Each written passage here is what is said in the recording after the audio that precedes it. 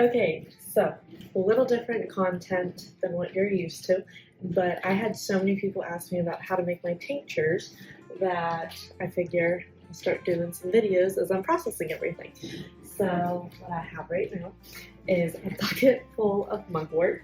We are going to rinse it all off. I've already picked it. It's taken me probably about a week to pick. So we're gonna rinse it and then we need to dry it off before we do the tincture process. So let's go.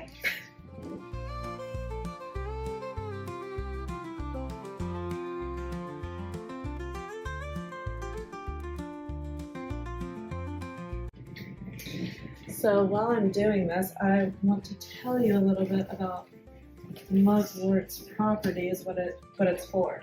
So first and foremost, I did not plant this. We just had it naturally growing back by our creek, which is really cool. And that's the thing about tinctures and herbal medicine, is a lot of it is just growing naturally in nature. It's just about looking and identifying it correctly. So to be able to identify, I guess I should start with that. Find it's a little.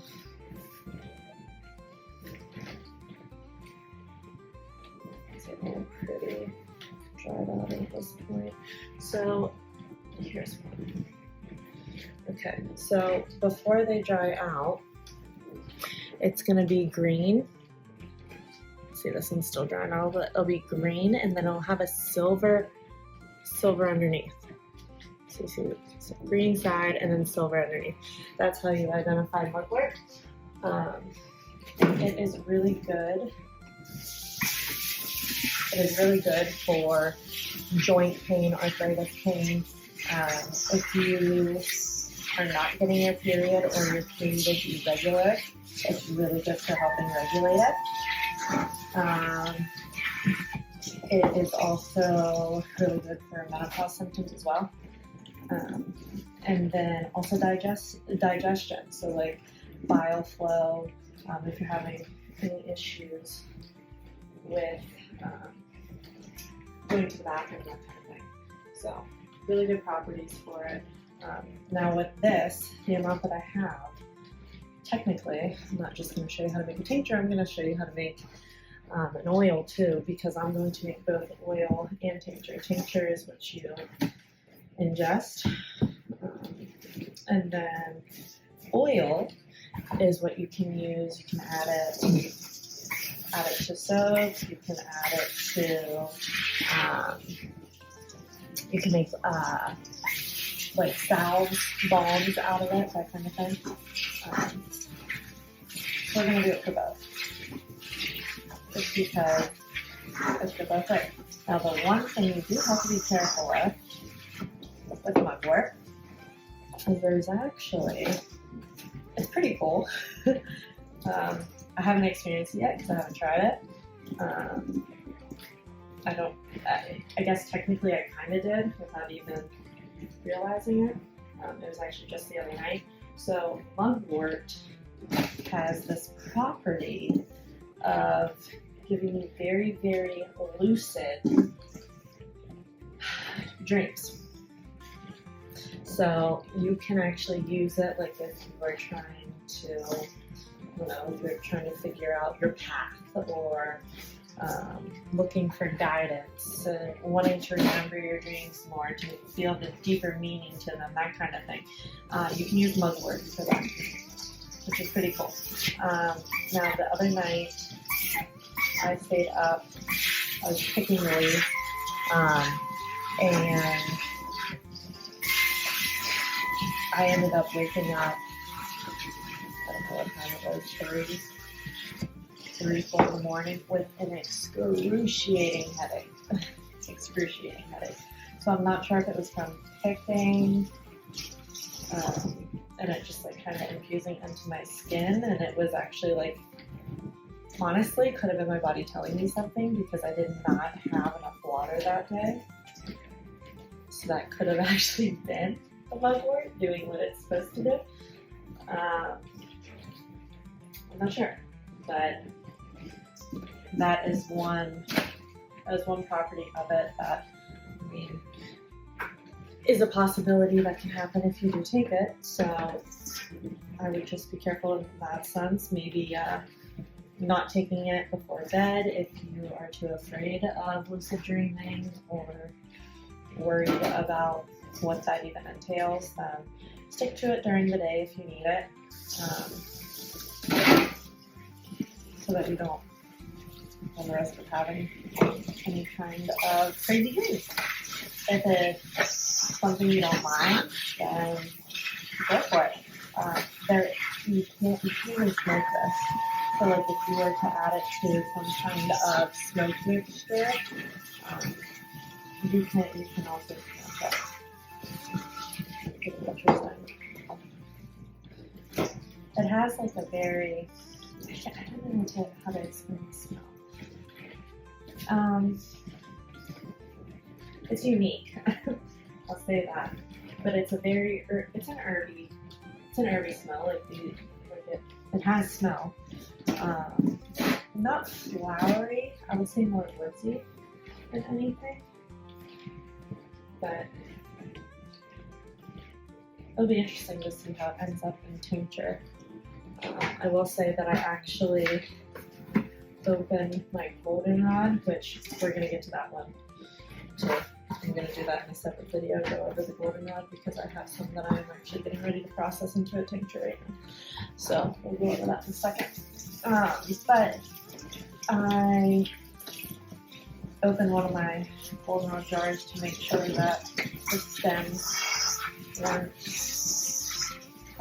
poking out, because if the stems poke out in the tincture, you're on the risk of having mold develop, and you don't want that, because then you will have a tincture that has mold in it, and that's enough. So that will be a garbage tincture at that point. So,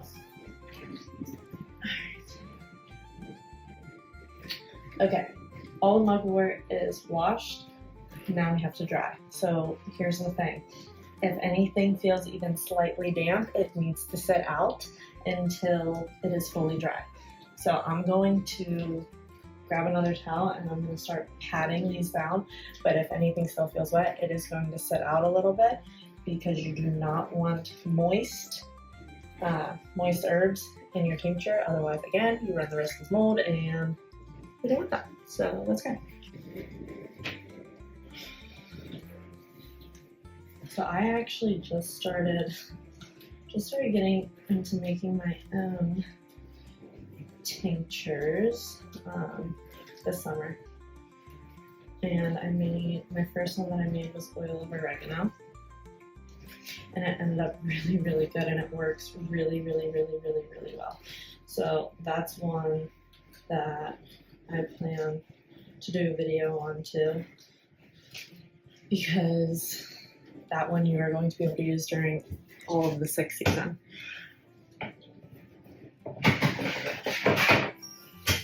So we're just going to constantly move from one spot to the next.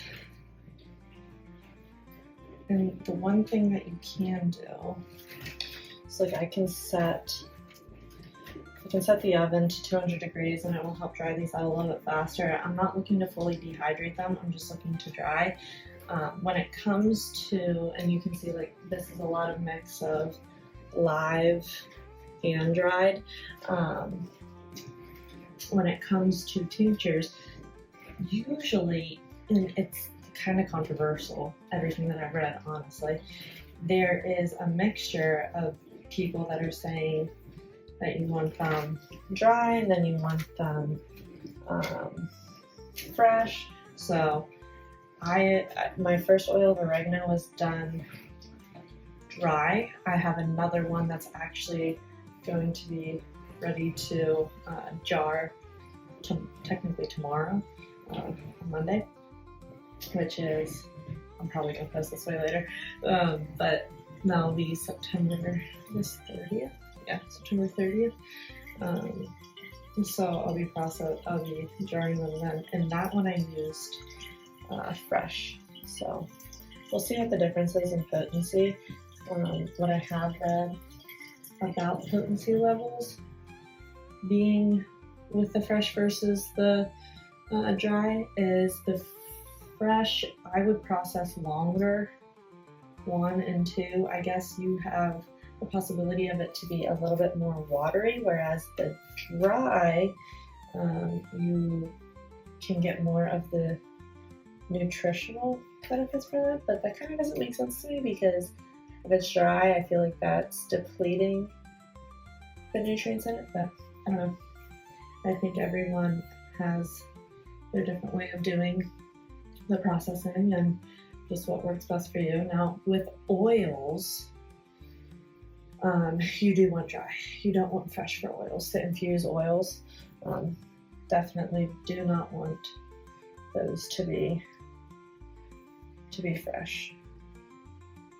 We're just gonna pop these in the oven.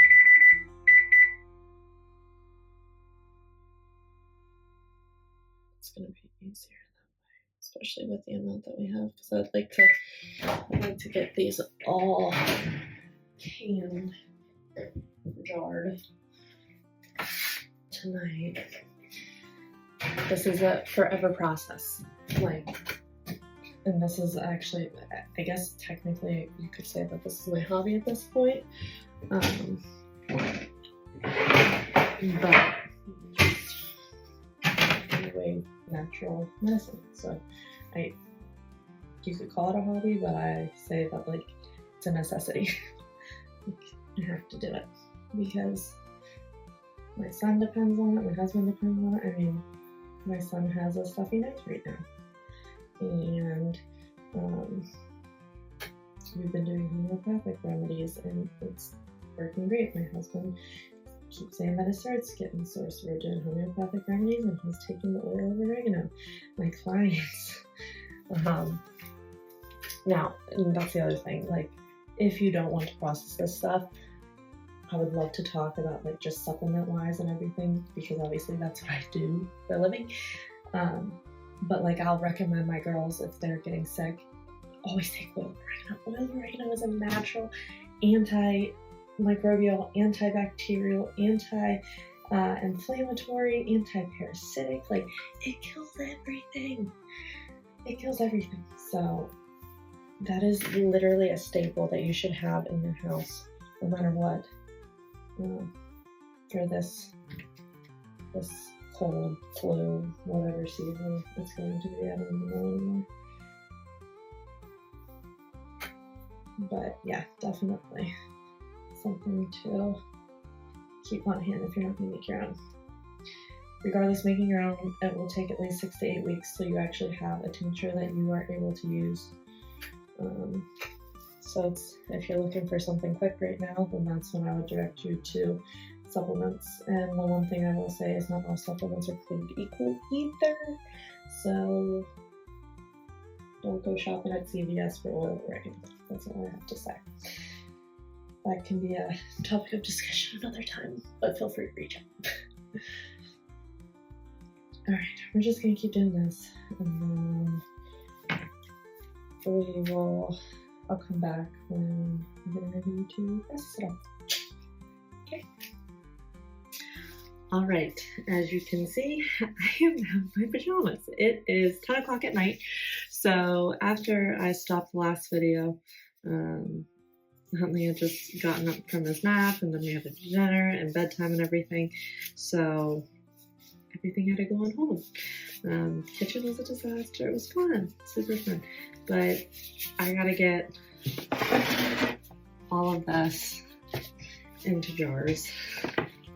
Got 2 layers. We gotta get it all into jars and processing tonight. So let's do this. I typically don't wear gloves, just so you all know. I am wearing gloves tonight because I am not trying to have lucid dreams. So if you watched my previous little bits, I mentioned about how mugwort has benefits of giving you very lucid, realistic, futuristic type dreams, and I just don't want to have those tonight. So what I have is coconut oil that is what I'm going to do for the infused mugwort. And then I have a bottle of Smirnoff that I'm going to finish off using. And then after that, they ran out of the Smirnoff, so we're going to use Jacqueline's because it's also 100 proof. I prefer the 100 proof, but you can use 80 proof, no less than 80 proof. And you can go upwards of, people go all the way up to 190 and such. You can also get organic vodkas and all of that fun stuff. I either haven't looked hard enough or I'm not going to the right place, but I have not found any type of organic vodka, and quite frankly I would love to use it. I would really love to use it, but I haven't found any. So if anyone knows of any, let me know. So what we're gonna do is we're just going to stuff this jar full of the mugwort. These gloves are horrible. I'm about to just say screw it. I'm gonna have some crazy dreams tonight.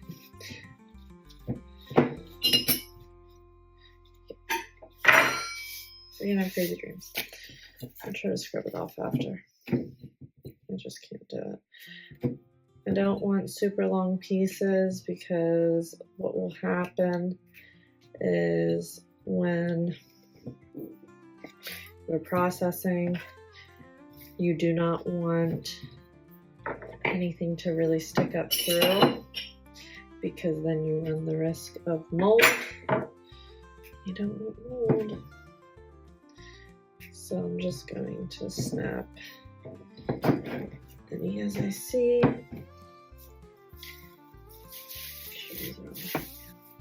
Alright. I'm just going to keep stuffing. Now you don't want to stuff too much because what you'll see when I fill this up with the vodka is stuff will start, some of like the longer ones will start to like poke up through. So I'm not gonna stuff this all the way to the top, but we are gonna make it pretty thick. Now this is the exact process. It doesn't matter what herb. This is the exact process that you're going to use for every single herb that you want to make in a tincture. So this is what I do with my oil of oregano. This is what I did with the goldenrod. Eventually, I've been on the search. I'm too late in the season now with everything starting to die off. But I've been searching for black cohosh, which ladies, you're probably familiar with that. It's like one of the famous ones for like menopause and everything. I was on the search for that because that's actually in nature. And then I was also looking for St. John's wort, which is an awesome herb for like anxiety, stress. Has all kinds of different properties to it. I was on the search for that because that again is also found in nature. But I'm too late in the season, so I'm going to end up growing both. I'm going to start them indoors over the winter, and then I'll transplant them outside. But I'm going to make those in this tincture. I would also like to do ashwagandha. Like, all of these things that we have in supplement form and everything, like this, all found in nature. I just want everyone to be clear on this. Like, it's all found in nature, and you can make it all your own. Like, you don't have to go to the store and buy. I mean, realistically, so with all of this, I'm looking at probably mean, one of these jars, once it's filled, will at least make me 6 of my tincture bottles. So we got a lot. Shelf life, they say about 5 years. I mean, everything has a shelf life, okay? Everything has a shelf life. But if you store it properly, which means you want it in those dark brown glass dropper bottles, you want to store in that. And if you store in a dark place that doesn't get too cold, doesn't get too hot, I feel like you could have it last way longer. I'm gonna leave it right there. All right. You grab the vodka and fill it. Alright, that is perfect. So you want to fill it to the top, or not to the top, but to as far up as you need it to, so that it is covering everything. So as you can see, everything is covered. There is nothing, can't really see that well. There's nothing pointing through though. So now we will take regular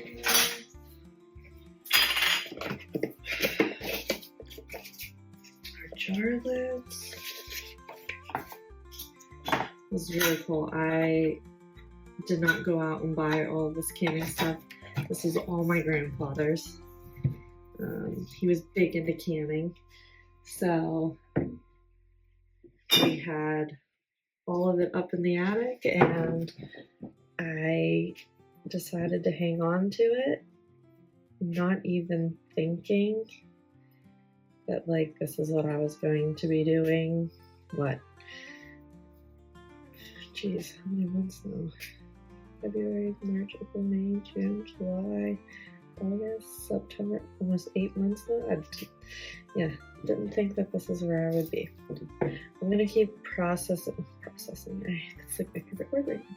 I'm going to keep jarring all of these, and then I will come back when I switch over to do the oil, so that you can see that it's not much different. We're just putting the oil in versus the vodka, but I'll still show you so that you know how to do it. Okay, see ya. I'm tired. Okay, it is now 10:55. I have 3 jars. All looking good. We got 3 jars of the tincture with the vodka. This is all I had left for the oil, which is fun. So we're going to take the coconut oil, and actually I'm gonna do that. We're gonna do it this way. Let's fill her up.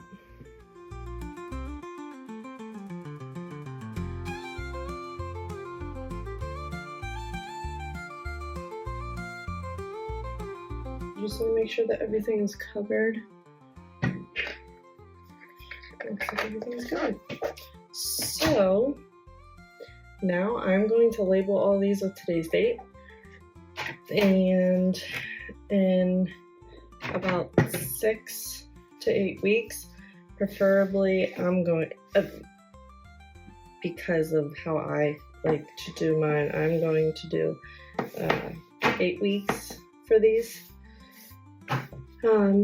We will check them, and I will take you through that process once we get there. I'll make a video once I am jarring or bottling my oregano oil, which should actually be this week. So I'm excited, but I hope this gave you some ideas of what you can do. I mean, the herbs are endless. I have rosemary oil sitting in there right now. I have lavender oil. I have sunflower petals sitting in there right now.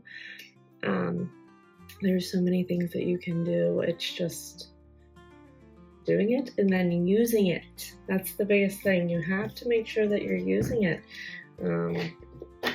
A lot of this is going to be way better than anything that you are getting at a local drugstore or even your doctor's office. So if you have questions, let me know. Otherwise, I am going to label these and I am taking my booty to bed. All right, see you guys. Thank you.